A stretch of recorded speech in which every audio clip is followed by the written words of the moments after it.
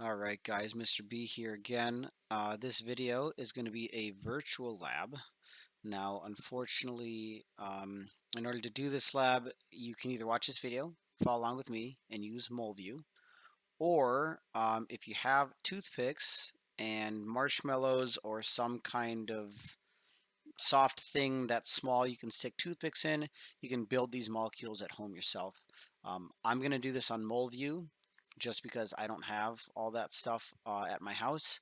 And unfortunately, with everything going on, it's kind of hard to go to the grocery store and buy these things. So I'm going to use MoleView. If you want to use MoleView and build it along with me, you certainly can. I'd recommend pausing the video like before I finish building or something, and then checking to see if you get it right, and then you can hit resume and see if you got the same answer I did. So, and the nice thing with MoleView is that it shows three-dimensional molecules. In this lab in particular, you're going to be looking at molecular geometry. So we are going to draw or build molecules two-dimensionally, and then we are going to look at them three-dimensionally in MoleView to see what their shapes are like. So this handout or this Google Doc should be on Schoology in the Chapter 8.3 folder. It's called VSEPR Marshmallow Virtual Lab. And down at the bottom here, there are how many? 1, 2, 3, 4, 5, 6, 7, 8, 9, 10, 11 molecules that we're going to build. And then we are going to determine what shape each of these are going to take. So, yeah, let's begin. So, we're going to jump over to MoleView, as I said before. So, here we go. Here's MoleView, and we're going to. I'm going to jump it up here. We're going to build our first molecule right off the bat. So let's take a look again at our handout. We have got CH4 is our first one that we're going to build. Okay, so let's go to MoleView and let's build it, right? So, all right. So let's grab a carbon. Okay, we're going to zoom in a little bit. Now, I'd recommend probably drawing these on paper maybe first and then building them in MoleView. I'm just going to build them first because I know how to draw them just fine. So it's going to look something like this. And it's going to show the carbon in the middle as just basically nothing. We're going to turn this on though, so that way it shows it. Just because I want to be able to see it. Okay, so this is our first one. This is methane. Now as for the shape, we're going to use our notes here to do that. So in our notes, I think for chapter 8.3, there's this table. And this table has a couple of different things on it. So one, it says these are steps to determine the shape. So one, we're gonna write the Lewis structure or draw it, which we've just done in MoleView. So again, we have that right here. Okay, so here's our CH4. We're going to count the number of electron domains around the central atom. So that counts as any single, double, or triple bond. That's one VSEPR domain or one electron domain. And any non-bonding lone pairs of electrons also counts as an electron domain.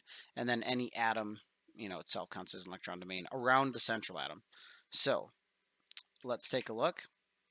On this carbon, so here's a single bond, that's one electron domain. Here's a single bond, that's two electron domains. Here's a single bond, that's three electron domains, and here's a single bond, that's four electron domains. So using our chart, we would have a total of three electron domains. Four electron domains. So down here, this is going to determine the electronic geometry or the VSEPR geometry, which just tells you bond angles. So it tells you the angles that these hydrogens are going to be bonded off of the carbon. It doesn't necessarily tell you the shape. So, but if we look here, four electron domains is going to give us a tetrahedral shape, bond angle of about 109.5 degrees for the electrons. But the molecular geometry is really the actual shape that we care about. So using this chart, again, total number of electron domains we had was 4. Number of non-bonding or lone pairs on, and this would say on the central atom. So again, if we go look back at our molecule here, we have no lone pairs on the central carbon. We just have 4 hydrogens. So looking at our chart here, we have 4 electron domains, 0 lone pairs on the central atom, which means that this would take a tetrahedral shape. So as to what does a tetrahedral look like in 3 dimensions? Again, I have another thing of notes here to show you. So this here again is, I don't know if this is in the notes or anything. I think it is. I think there's a chart in the notes for chapter 8.4. No, I'm sorry, 8.3. But this has all the different shapes on it. So tetrahedral is going to be this one here in the middle. Now, it might be hard to determine what this shape looks like just based on this picture, which is where MoView comes in handy. So here's our tetrahedral shape. If we go take a look at MoView, we're going to turn this from 2D to 3D. So we're going to hit Update 3D View. And here is our molecule on the right. Now we can see it's tetrahedral. So we notice that these 4 hydrogens are not flat. Okay, so they are slightly pointed downwards. They're not like flat, like all in the same plane. And they're not exactly either like in a T shape, right? So they're kind of like a peace sign. So you've got the 3 on the bottom and then the 1 sticking off the top. This would be our tetrahedral shape. So, all right, cool. So there's the first one. We're going to clear our canvas.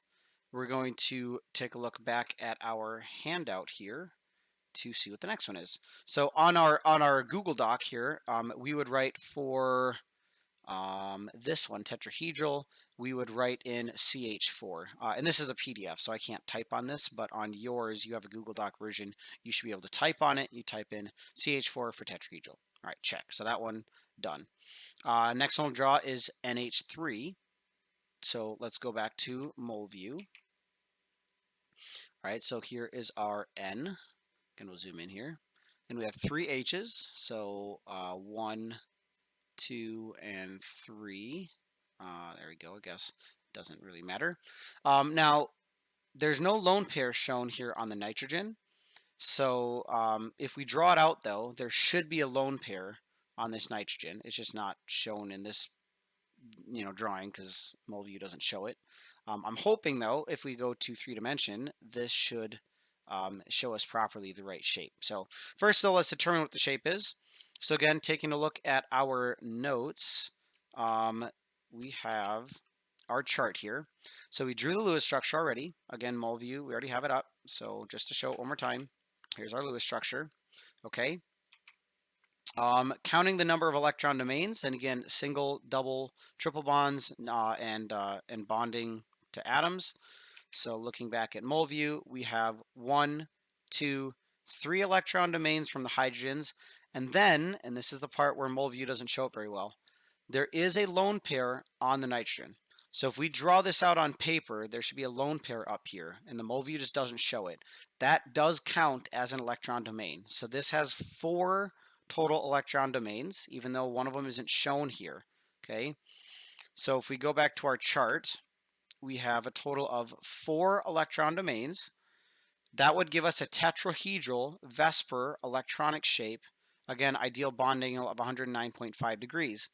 But this isn't again the actual molecular geometry. It's just what bond angles the electrons take.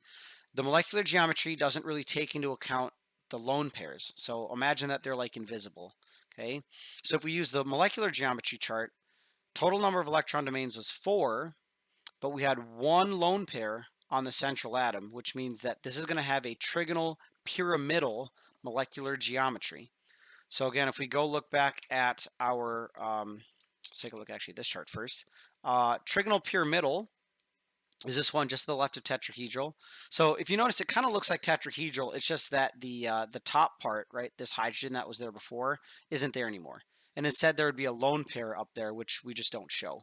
So again, if we go look back at MoView and change this to 3D, hopefully this will show it correctly. Let's update. And here we go. So here is our shape. Now again, we'll notice that it looks very similar to the tetrahedral. We have the 3 hydrogens pointing off the bottom. They are pointed downwards a little bit. They're not flat. And there's nothing off the top because there'd be a lone pair up there, which again, it just doesn't show. So, all right, cool. So there is our trigonal pyramidal. Again, if we go back to our handout for our lab and our Google Doc, we would type in for trigonal pyramidal NH3. Okay, all right. So moving on, let's go to H2O. So back to our MoView here. Let's clear our canvas. So H2O, all right, so let's drop in our oxygen. Let's drop in our hydrogens. Now again, I'd recommend drawing this on paper, okay? So if we do this, this is what it's gonna look like. Again, though, in mole view, there are two lone pairs on the oxygen that are not shown, okay? So it should be HOH and then two dots here and two dots here. So two lone pairs. All right, so using our chart to count number of electron domains, let's take a look. We have for single bonds and lone pairs, so again, let's look back at our molecule. We have one single bond here, two single bonds there, so that's two electron domains. And then again, there should be a lone pair here and a lone pair here. So that's a total of 4 electron domains, okay, 4. Two single bonds, two lone pairs. So using our chart to determine our shape, we have 4 electron domains. So again, tetrahedral shape, 109.5 degree bond angles. As for molecular geometry, 4 electron domains, 2 lone pairs on the central atom. Okay, so again, looking back at our molecule, we have our oxygen, and there should be 2 lone pairs here. Okay, they're not shown in the mole view, but if you draw it on paper, there should be 2 lone pairs there. So looking back at our chart with 2 lone pairs, that gives us a bent molecular shape. Okay, so looking at the other image that we have here, bent would look something like this, where basically it looks like an upside down V. Okay, it's basically tetrahedral. So imagine we have tetrahedral. So we have this oxygen with the 2 hydrogens, and then these 2 hydrogens on a tetrahedral would essentially just be lone pairs, which then again aren't shown in the molecular geometry. So if we go back to our mole view, changes from 2D to 3D. Here is our bent molecule. So again, we'll notice we have this little upside down V, and if we kind of look at it from the side, and it's sort of hard to rotate properly, but if we look at it from the side, we would notice that these 2 hydrogens are kind of pointed downwards. There technically then would like be a third one here if this was a hydrogen rather than a lone pair, and then there'd be one sticking off the top, which again is a lone pair in this case, which is why it's not shown. So here's our bent molecule. All right, cool. So going to our handout for our molecule or our VSEPR Marshmallow Lab, bent. This one here we would write in H2O. All right, 3 down. Going on to number 4, CO2. So going back to our mole view, let's clear our canvas. Let's do CO2. So here's our carbon. Now we have 2 oxygens, so one off the right, one off the left. Now this, so far the way we've drawn it, is not correct. If we do it on paper, there should be double bonds between these oxygens of the carbon. Okay, so we have carbon with double bond, double bond. On this oxygen, there should be 2 lone pairs. Again, not shown in mole view, but there should be 2 lone pairs, top and bottom. And on this oxygen, there should be 2 lone pairs as well. Okay, so using our chart then, let's go a little bit faster. Using our chart, we have a number of electron domains. So let's take a look at our molecule again. We have double bond, double bond. So that's 1 electron domain, 2 electron domains. Okay, there are no lone pairs on the carbon. I know they're not shown in mole view, but there wouldn't be any anyway, even if you drew it on paper. So no lone pairs on the central carbon. That means that is 2 electron domains total. So looking at our chart, we have 2 electron domains. Okay, this is going to give us a linear VSEPR shape, 180 degree bond angle. Again, looking at our molecular geometry, 2 electron domains, 0 lone pairs on the central atom gives us a linear shape. If we look at our chart with shapes on it, linear, just as it sounds, would be a straight line. So it's going to look just basically straight across. If we go back to mole view and go from 2D to 3D, it should show it in a straight line like this. So here's our linear molecule. All right, nice. So going back to our marshmallow handout, linear right at the top here, we'd write in CO2. And there's our linear shape. Okay, moving on, BF3. Okay, so let's go clear our canvas. BF3, so on here, by the way, there's no boron. So we're going to click on the show periodic table. Let's select boron. Let's click on the canvas. So there's our B. And then F3. So we've got 1, 2, 3 fluorines coming off of it. Okay. Now this one is an exception to the octet rule. So if you drew this on paper, there would be no lone pairs on the boron, which means it total has 6 electrons on it, which usually is not good, right? Because we usually want to have 8. Boron is happy with 6. So it would just be BF3. There'd be no lone pairs on the boron. There would be lone pairs on the fluorines, but we don't really care about the lone pairs on the fluorine because they don't count towards anything in particular. So we're going to take a look then at our chart again to count electron domains. So we are counting single bonds, double bonds, triple bonds, any lone pairs on the central atom. So going to look back at our molecule here, we've got single bond, single bond, single bond. That is 3 electron domains. No lone pairs are on the boron. Again, I know they're not shown, but there wouldn't be any anyway if you drew it properly. So no lone pairs on the boron. So again, looking back at our chart here, we have 3 electron domains. This gives us trigonal planar VSEPR shape, 120-degree bond angle. As for molecular geometry, again, 3 electron domains, 0 lone pairs on the central atom. This will give us a trigonal planar molecule. So looking at our chart of pictures, trigonal planar would look something like this. So trigonal meaning 3, planar means it's flat. So if we go to mole view and show this 3-dimensionally, you're gonna see that they're all flat with each other, right? So in the previous ones, these 3 were like pointed downwards. That was because the lone pair of electrons kind of pushes the other bonding electrons away. But in this case, there's no lone pair, in which case all 3 of these are just going to sit nice and flat in the same plane. Okay, so this is our trigonal planar molecule. Looking back at our VSEPR lab handout, trigonal planar here, second one, we would write BF3. All right, moving on then to SF4. So let's go back to mole view. Let's clear our canvas. So now we're going to write SF4. So here's S, and then 4 Fs. So 1, 2, 3, 4. Okay, so here's our SF4. Now, if we draw this out correctly on paper, there should be, I just have to do this, I got to think in my head. There should be a total of 1 lone pair on the sulfur. So we've got 4 single bonds. 1 lone pair should be shown on the sulfur. Again, in the mole view, it's not shown, but on your drawing, if you draw it correctly, it should be shown there.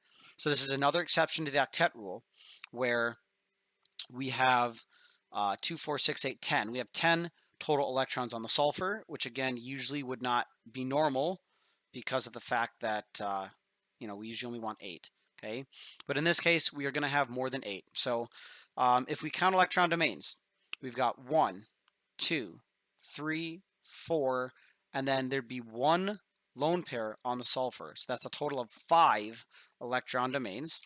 So if we look at our chart, we have 5 electron domains. This gives us a VSEPR shape of trigonal bipyramidal. So there's a couple of different bond angles because there's things kind of sticking off all over the place. But if we go to molecular geometry, again, down here we have 5 electron domains, 1 lone pair on the central atom, which gives us a seesaw molecular geometry. Now on our chart here, there is no seesaw. Okay, like that, it's like a special bonus one. But if you imagine what a seesaw looks like, right? A seesaw has basically a bar that goes like this, and then it's got legs that are sticking off, like that way and this way, right? So here, I'm going to use a pen to help demonstrate. So we have something like this as the bar, and then imagine that these scissors are the legs, right? So the scissors, oh, there we go. So the scissors would be sitting like this, right? So it's like this. So you can imagine that the sulfur is in the middle, and then we have 1 fluorine here, we have 1 fluorine here, and then on the tips of the legs we have 2 more fluorines, and then a lone pair sticking off the top. Okay, so it's kind of hard to show just like that, which is again where mole view comes in handy. So let's take a look at mole view. Let's go from 2D to 3D. So let's update this. Hopefully it shows it right. This is not correct, because there's no lone pair that we have put on here, and I don't know how to do that. So Just imagine that these two fluorines that are sticking off here, instead of them pointing upwards like this, they're going to be straight across. Okay, so they're straight out like this, straight out, and then off the top is a lone pair, which just wouldn't be shown. Okay, that's your seesaw. So this isn't shown correctly, mainly because I don't know how to do lone pairs on here, but that's okay. We can imagine. Okay, so our fluorines that are, again, these two fluorines here should be sticking straight out across like this, and then these two fluorines that are sticking down like that are perfectly fine. Okay, and then there'd be a lone pair sticking off the top. So that's our seesaw. All right, so going back to our marshmallow sheet here, seesaw, which is the bonus one, would be down here at the bottom. So that's SF4. All right. Next, we're going to move on to PCl5. So going back to mole view, let's clear our canvas. So let's grab phosphorus. So there's our P. Cl5, so that's 5 chlorines. So 1, 2, 3, 4, and 5. All right. Now, again, this is another one where if you draw this out correctly on paper first, this one is breaking the octet rule. Okay. Phosphorus in this case has 2, 4, 6, 8, 10 total electrons on it, which is usually, again, not normal because we only usually want 8, right? So we're breaking the octet rule. All right, that's okay. This is just one of the ones that happens to do that. So phosphorus and sulfur and nitrogen are very common ones that break the octet rule. Boron, another one as well. So if we count electron domains, we have 1, 2, 3, 4, 5. There are no lone pairs on the phosphorus. Okay, even though they're not shown, if you draw it right, there are no lone pairs. So we have 5 electron domains. There's this trigonal bipyramidal VSEPR shape. As for molecular geometry, again, 5 electron domains. There are 0 lone pairs on the central atom. Okay, again, I know in mole view it's not shown, but if you draw it right on paper, there wouldn't be any there either. So that gives us a trigonal bipyramidal shape. If we can look at our chart of shapes here, trigonal bipyramidal is this one. So trigonal means that we have 3 in the middle, and bipyramidal, basically it's like you have a pyramid on the top and a pyramid on the bottom. So bipyramidal, bi means 2. So it'd be like if you took 2 pyramids, you took the bases and you stuck them like this. So you'd have a pyramid on the top and a pyramid on the bottom. Okay. So again, if we go into mole view, change this from 2D to 3D, we should be able to see this pretty well. All right. So here we go. Let's turn it this way so you can see it better. So we have our trigonal. There's our 3 in the middle. Okay, so trigonal. Ooh, there we go. So 1, 2, 3. And then the top would be like a pyramid, right? If we connected the points, like connected this, and connected this, that'd be a pyramid. And then on the bottom, if we flipped it over, it'd basically be another pyramid, right? So bipyramidal. They're like stuck together. Okay, so that's our trigonal bipyramidal. So on our lab sheet, we are going to do trigonal bipyramidal, which is right here in the middle. So that was PCl5. All right, let's move on to SF6. So back to mole view. Let's clear this. So again, draw it out on paper. I'm going to do it here on mole view. So there's our sulfur. We got 6 fluorines. So 1, 2, 3, 4, 5, and 6. All right. Again, we're breaking the octet rule. The sulfur has a total of 12 electrons on it. There are no lone pairs on it this time. So again, if you draw it on paper and you draw it correctly, there should be no lone pairs on the sulfur. So we have a total of 1, 2, 3, 4, 5, 6 electron domains. Let's look at our chart here again.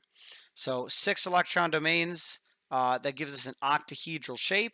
Our VSEPR shape, again, we have bond angles of 90 degrees or 180 degrees. Looking at molecular geometry, 6 electron domains, 0 lone pairs on the central atom. So our molecular geometry is octahedral. If we look at our chart with our images, octahedral here is this one down at the bottom left. So we're going to have basically 4 in the middle, and then we have 1 on the top and 1 on the bottom. Okay, so that's our octahedral shape. So let's take a look at our image here. We're going to go from 2D to 3D. So let's update it. And here is our octahedral shape. So again, we see the 4 in the middle, 1 on the top and 1 on the bottom. And it's basically is very symmetrical, right? So like we could flip this way and it would look exactly the same. Okay, so that is our octahedral shape. Okay, so taking a look at our modeling lab here, octahedral is right here kind of in the middle. So that was SF6. All right, we have 3 left to go. So next one we're going to do is xenon tetrafluoride, so XEF4. So going back to mole view, let's clear our canvas. To grab xenon, we're going to have to go into the periodic table here. grab XE. So let's put it down. Now, this one is kind of odd because xenon is a noble gas, so it usually wouldn't make bonds at all. But this is one compound that xenon does actually make, and it bonds up with fluorine. You kind of have to have some certain conditions to make it work properly, because xenon, again, usually doesn't like to bond with things. But this just happens to be a compound that xenon does make. So we're going to add 4 fluorines, so 1, 2, 3, and 4. Now, if we draw this correctly on paper first, there are 2 lone pairs on the fluorine, on the xenon. So again, it's not shown in mole view, but there should be a lone pair on the top and a lone pair on the bottom. Okay, so if we count total number of electron domains here, we've got 1, 2, 3, 4, and then there'd be a lone pair on the top, so that'd be 5, and a lone pair on the bottom, that'd be 6. Okay, so looking at our chart, there would be a total of 6 electron domains on this molecule. That would again give us an octahedral VSEPR shape. As for its molecular geometry, 6 electron domains, but there are 2 lone pairs on the xenon. Okay, so that gives us a square planar molecular geometry. So if we go look at our shapes here, square planar is shown here in the bottom and the middle. If you look at it, it's basically octahedral. It's just that there's nothing on the top and on the bottom, because it would be lone pairs on the top and bottom, which we just don't show in our molecular geometry. So if we go to mole view and we change this from 2D to 3D, let's take a look. Basically, as you can notice, it's like an X, right, or a plus sign, and it's just flat. Square for being a square, right? If you looked at it, it looks like a square, and planar because they're all flat in the same plane. And again, there'd be a lone pair on the top and a lone pair on the bottom sticking off. They're just not shown in the molecule shape, but they do exist. They're there. So, all right, back to our lab handout. Square planar is going to be XeF4. All right, so we got 2 left. We got ClF3 and PCl3. So let's do the ClF3 first. So let's go back to our mole view. Let's clear our canvas. So ClF3, so let's throw a chlorine in here. Okay, again, I recommend you draw it on paper first and then do it in here, but I'm just going to do it in here first. So 1, 2, 3 fluorines. All right. Now, if you draw this on paper, the chlorine is going to have a total of 2 lone pairs on it. Okay. It's not shown in mole view, obviously, as we've already seen many times, but the chlorine is going to have 2 lone pairs on it. Okay, so if we count total number of electron domains, we have 1, 2, 3 from the bonding electrons to the fluorines. And then there are 2 lone pairs that are on the chlorine that again just aren't shown here, but on paper you would have to draw them on paper. Okay, so again, if we look at our chart, we have a total of 5 electron domains. Okay, good, again, just to make sure that we know which ones they are. We've got 1, 2, 3 from the bonding electrons, and then there are 2 lone pairs on the chlorine, which again just aren't shown. Okay, but they are there. They're not shown in mole view. So that's 5, right? 1, 2, 3 from the bonding, and then 2 from the lone pairs. That's 5 total electron domains. So on our chart here, we have 5 electron domains. VSEPR shape is trigonal bipyramidal. As for the molecular geometry, which is really what we care about, we have 5 electron domains. 2 of them are lone pairs on the central atom. So this is going to give us a T-shaped molecule. So if we look at our chart of images again, the T-shaped molecule is basically as it sounds, it's a T. You're going to have the chlorine is the black one, and then it's going to be like the fluorines like this, and then one sticking off the side in a T. They're all going to be in the same plane. Okay, they're all going to be flat, and then there'll be 2 lone pairs sticking off over here. Basically, if you look at the T-shaped and the trigonal bipyramidal, they look pretty much exactly the same. So imagine here at the top and bottom and the trigonal bipyramidal, those are the fluorines, and then this one off to the side is another fluorine, and then these 2 would be the lone pairs, right, which just aren't shown in the T-shaped. So if we take a look at our mole view and go from 2D to 3D, here's our T-shape, right? So I mean, it literally looks like a T. And again, remember that there are 2 lone pairs that are sticking off like this. Okay, so we got a lone pair sticking off this way. I guess if we do it this way, a lone pair sticking off this way and a lone pair sticking off that way. They just aren't shown. Okay, but when you draw them on paper, they should be on your paper if you draw them. So, all right, there's our T-shape. So again, going back to our handout, the last one here is T-shapes. That was CLF3. And then we can do PCL. I'm going to do PCL3 anyway, but just from deduction, the only one we have left here is another trigonal pyramidal. So PCL3 is going to be trigonal pyramidal. We're going to build it anyway, though, just to show it. So clear our canvas. So we're going to go phosphorus. So there's our P, and then Cl3. So it looks like this. If we draw it on paper, it's going to look just like NH3, where we've got a lone pair on the phosphorus. So if we count total number of electron domains here, we've got 1, 2, 3 from the bonding electrons, and then there's a lone pair on the phosphorus. Again, it's not shown in mole view, but if you draw it on paper, there should be a lone pair here. So that's 4 total electron domains. Go to our chart. So 4 electron domains. VSEPR electronic shape is going to be tetrahedral. As for the molecular geometry, 4 electron domains, one of those being a lone pair on the central atom that gives us a trigonal pyramidal shape. Again, if we go look at our images, trigonal pyramidal looks like this, where it's basically tetrahedral. It's just that the top bonding electron is a lone pair, so it's not shown. So if we go to mole view, we should see this image. Let's go from 2D to 3D. And bam, there we go. So again, you'll notice that those 3 chlorines are pushed downwards, okay? They're not flat.